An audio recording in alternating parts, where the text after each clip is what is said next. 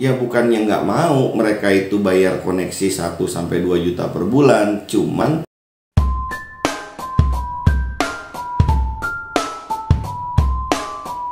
Assalamualaikum warahmatullahi wabarakatuh. Selamat malam teman-teman.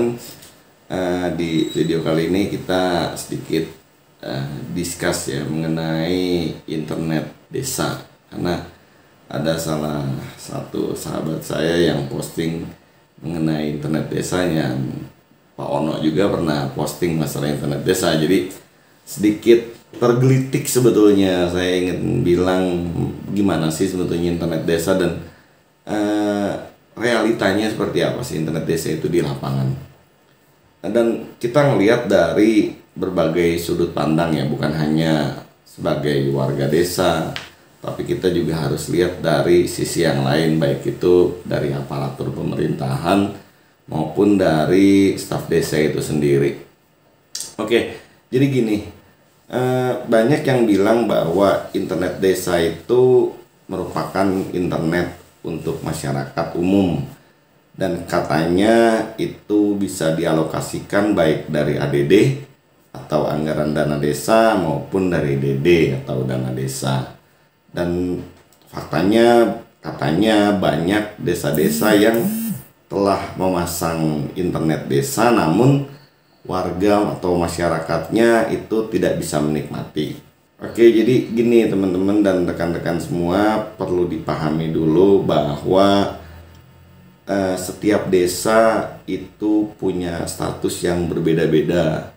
Jadi kalau desa itu ada grade-nya ya, mulai dari desa yang tertinggal, naik ke desa berkembang, dan naik lagi ke desa maju. Nah, status desa itu menentukan kebutuhan dan skala prioritas dalam membangun desanya. Contoh, di desa berkembang itu misalnya lebih membutuhkan pembangunan infrastruktur fisik seperti jalan, drainase, TPT atau tembok penahan tanah, atau mungkin yang lain-lain ya, seperti bak penampungan air, dibandingkan dengan koneksi internet.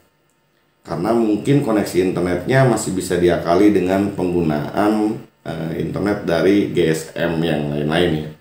Jadi anggaran dana desa itu dialokasikan ke pembangunan infrastruktur, entah mungkin 80-20, 80 untuk infrastruktur dan 20 biasanya untuk pemberdayaan, atau mungkin 90-10 ya, tergantung kesepakatan dari musrembang dan kebijakan kepala desanya. Atau mungkin desa maju atau desa berkembang yang memang lebih membutuhkan koneksi internet cepat, karena mereka mungkin mempunyai konsep desa digital ataupun desa wisata.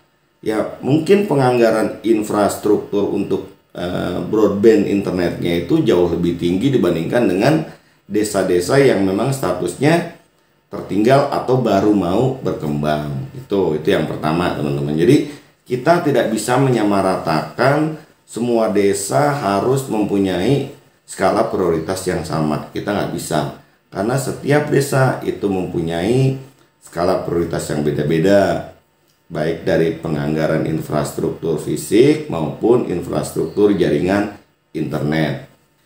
Oke, selanjutnya, tidak semua desa itu sudah terkoneksi oleh jalur internet broadband. Masih banyak desa-desa yang belum terkoneksi oleh internet broadband seperti IndiHome, Bisnet, dan provider-provider swasta lain. Sehingga untuk mengkoneksikan jalur broadband ke desa tersebut tentunya butuh biaya yang cukup mahal guna pembangunan infrastruktur di balai desa itu. Dan kapasitas bandwidth yang dibawa pun biasanya tidak besar. Dan memang betul, baik ADD maupun DD itu telah mengatur untuk pengeluaran internet per bulannya. Cuman perlu teman-teman pikirkan, kita kembalikan lagi ke poin pertama. Alokasi budget tersebut, urgensitasnya untuk apa?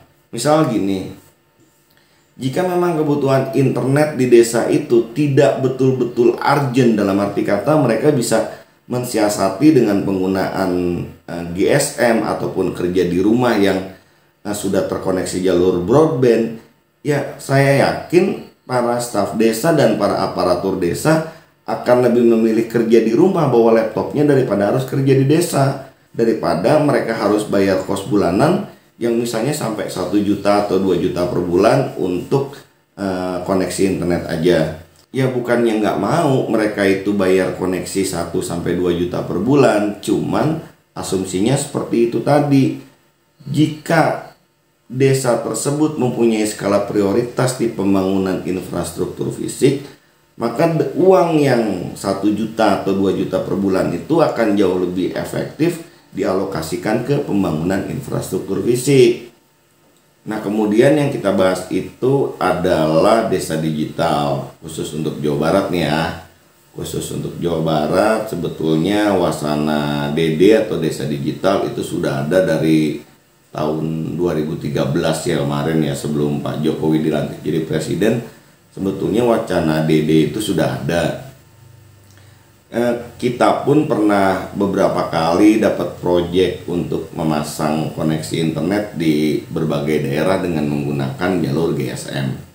Itu kita bekerja sama dengan Bakti Kominfo pada saat itu ya. Permasalahan yang terjadi di lapangan adalah koneksi yang digunakan untuk masyarakat itu tidak sepenuhnya untuk keperluan edukasi. Itu.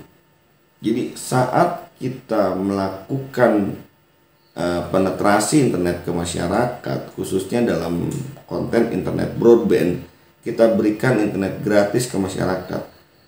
90% masyarakat yang mengakses internet tersebut itu dipergunakan untuk hal-hal yang tidak bersifat edukasi.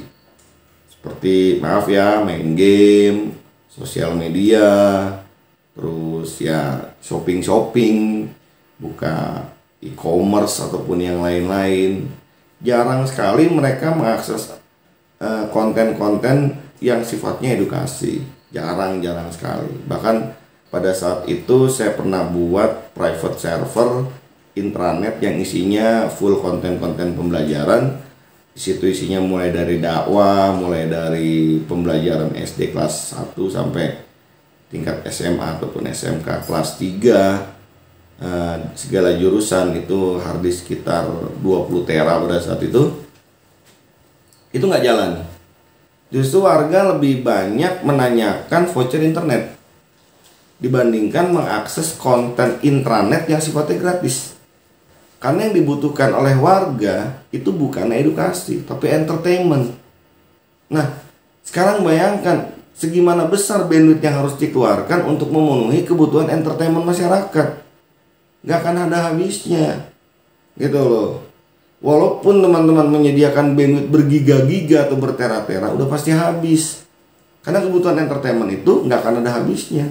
Makanya kenapa di desa-desa kebanyakan bersifat eksklusif. Desa jarang ada yang mau memberikan akses ke warganya. Karena yang ada, jika warga tersebut mendapatkan akses internet, passwordnya disebar lagi. Saat staf desanya mengakses konten-konten yang memang sifatnya pekerjaan, seperti Siskudes, sistem keuangan desa, dan lain-lain, itu akan terhambat oleh warganya sendiri. Gitu loh rekan-rekan. Contoh, internet desa 50 Mbps, di-share ke warga. Warga banyak yang ngumpul, walaupun kita melakukan imitasi yang lain-lain. Saat over traffic dan staf desa ingin melakukan upload ataupun download ke Siskudes ataupun ke server pemerintahan lain seperti pajak online, itu akan mengalami kendala. Gitu, entah itu mungkin routingnya nggak pas, entah itu mungkin bandwidthnya yang intermittent, macam-macam lah. Dan saat itu terjadi, itu nggak mungkin staf desa berani negur warganya. Kebanyakan staf desa itu hanya diam. Kenapa mereka tidak berani menegur warganya? Karena takut menimbulkan kontroversi, karena takut menimbulkan kisru di dalam masyarakat gitu. Oke, jadi gitu ya teman-teman ya. Jadi pahami dulu. Yang pertama bahwa setiap desa itu mempunyai skala prioritas yang berbeda. Dan yang kedua adalah tidak semua desa sudah terkoneksi oleh jalur broadband. Sehingga untuk mendatangkan sinyal ke desa tersebut tentunya butuh biaya yang sangat besar. Dan yang ketiga dan yang terakhir, walaupun bandwidth tersebut sudah diadakan di desa yang bersangkutan, itu tidak mungkin bisa di-share ke seluruh warga masyarakat. Kenapa? Karena ya saya bilang tadi, desa juga punya kebutuhan yang memang sangat urgent. Nah, kebutuhan itu untuk menunjang kinerja administrasi mereka dalam membangun desanya. Kan nggak lucu saat upload kita ke Siskudes terhambat gara-gara orang yang main TikTok. Akhirnya laporan jadi tertunda, ADD dan DD nggak keluar. Cuman gara-gara harus memprioritaskan masyarakat yang hobi YouTuber, game online, sama TikTokan. Sebetulnya bukannya masalah tidak boleh di-share atau tidak boleh dibagi ke masyarakat, tapi pahami dulu bahwa desa pun punya skala prioritas. Saat skala prioritas itu belum terpenuhi, ya kita tidak bisa menganggarkan atau mengalokasikan kebutuhan yang lain gitu loh teman-teman. Oke, demikian vlog dari saya, semoga bermanfaat. Jangan lupa tetap ikuti channel ini. Untuk yang baru gabung silahkan langsung subscribe, like, dan kasih komen juga di bawahnya untuk pertanyaan-pertanyaan. Dan jangan lupa juga share video ini ke sosial media kamu, biar teman-teman yang lain juga dapat mendapatkan manfaat dari video ini. Tetap semangat, tetap berkarya, say no to drugs, dan jangan cuci baju di wastafel. Akhir kata, saya Doni Tambah undur diri. Assalamualaikum warahmatullahi wabarakatuh. Adios.